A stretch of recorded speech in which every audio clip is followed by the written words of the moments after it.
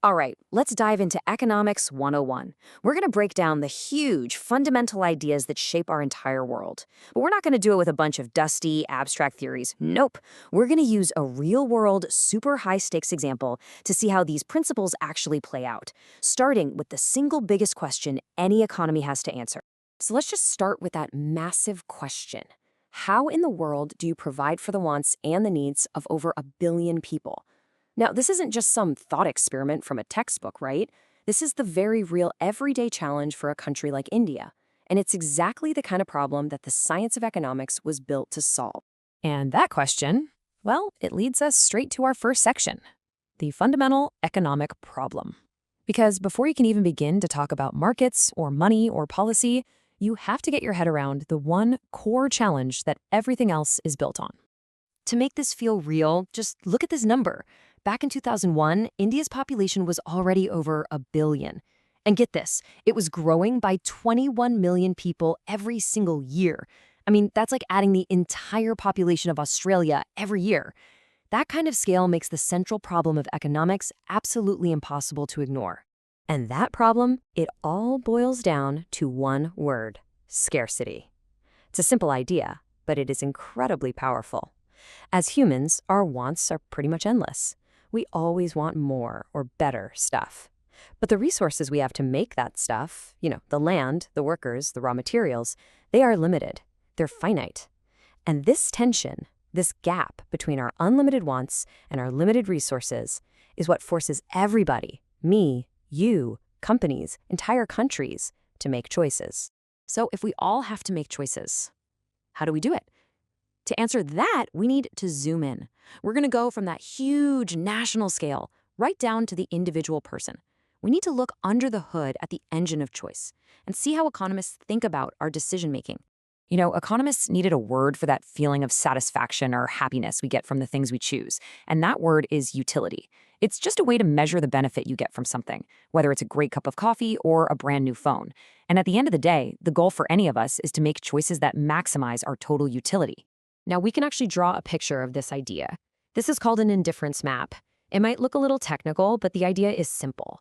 Just think of each of these curves, IC1, IC2, IC3, as a different level of happiness. Any spot on a single curve gives you the exact same amount of satisfaction. And since we all want more stuff rather than less, a curve that's further out, like IC4, means you're way happier than if you're on a curve closer in, like IC1. Of course, there's a catch, isn't there? We can't just pick the highest happiness curve we want. We all have to face a reality check: our income. Economists have a name for this too. They call it the budget constraint. It's really just a simple way of saying that the money you spend on stuff can't be more than the money you have. This constraint is what defines the boundary of what's actually possible for you to buy. And this is where it all comes together. See that straight line? That's your budget. That's what you can afford. The curvy lines? That's your preferences. That's what you want. The smartest choice you can make, what economists call consumer equilibrium, happens right at that one single point where the highest happiness curve you can reach just touches your budget line. It's the perfect sweet spot, where what you desire meets the reality of your wallet. Okay, so that's how we decide what to buy. But what about the other side of the coin? Let's flip things around and look at it from the producer's point of view. For them, it's all about price. As you can see on the left, when the price goes up, well, they get excited and are willing to supply more. We call that an extension of supply. But if the price falls, like on the right, they supply less, a contraction. In both cases, the key thing is we are just moving along the same supply curve. It's all a reaction to price. But, and this is a really important distinction, what happens if something else changes? Something other than price, like, say, a new technology makes it way cheaper to make something. Well, that doesn't just cause a little movement along the curve. No way. It causes the entire curve to shift. That's what we're seeing here, the whole curve moving from S1 to S2. This is what we call an increase in supply. Notice how at the same price, producers are now willing to sell way more than before. That's a fundamental change. Okay, deep breath. We've seen how individuals make choices and how the people who make this stuff respond.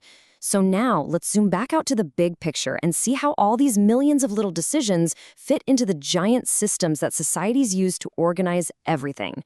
We're talking about the basic blueprints for an economy. You can think of it as two ends of a spectrum.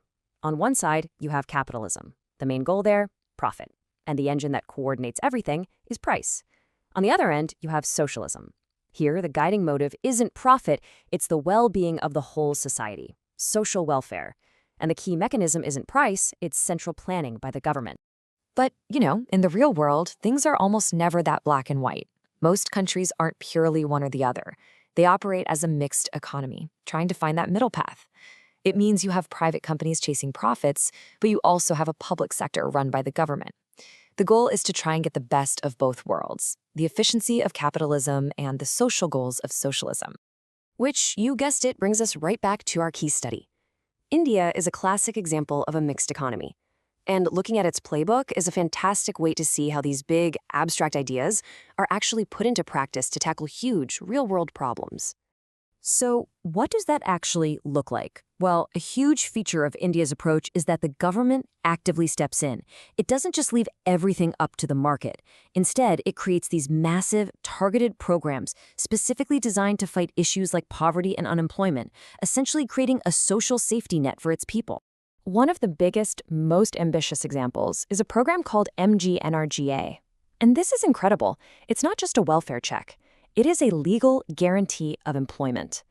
The process is pretty straightforward. If you're in a rural household, you can register, get a job card, and then you have the legal right to demand work. The government is then required by law to give you at least 100 days of paid work every year. And if you want to understand the sheer scale of this, just look at that number. In just 1 year, 2013 to 2014, this one program created nearly 2.2 billion person days of work. That's just a mind-boggling figure. And it's a powerful example of a mixed economy using its planning power to directly work towards social welfare. So, that brings us to our final section. We've seen the fundamental problem of scarcity and the different tools societies use to manage it. Now let's look to the future and how India's biggest challenge, its massive population, could actually be its greatest opportunity. This quote here from Robert McNamara, who was the head of the World Bank, just nails it. For centuries, people have argued back and forth. Is a huge population a good thing or a bad thing for an economy? Is it a source of strength or a massive burden? And the truth is, there's no simple answer. It is immeasurably complex. A really key idea in this whole debate is something called the demographic dividend. This is a special window of time for a country, a kind of sweet spot. It's when you have a huge chunk of your population in their working years and a relatively small number of dependents. Young kids and elderly folks. This structure can be like rocket fuel for economic growth. But, and this is maybe the most crucial point of all, this dividend is not guaranteed. It doesn't just happen automatically. Having a huge young population is only an asset if those young people are healthy, if they're well educated, and if there are jobs for them to do. It takes massive, smart investment in people.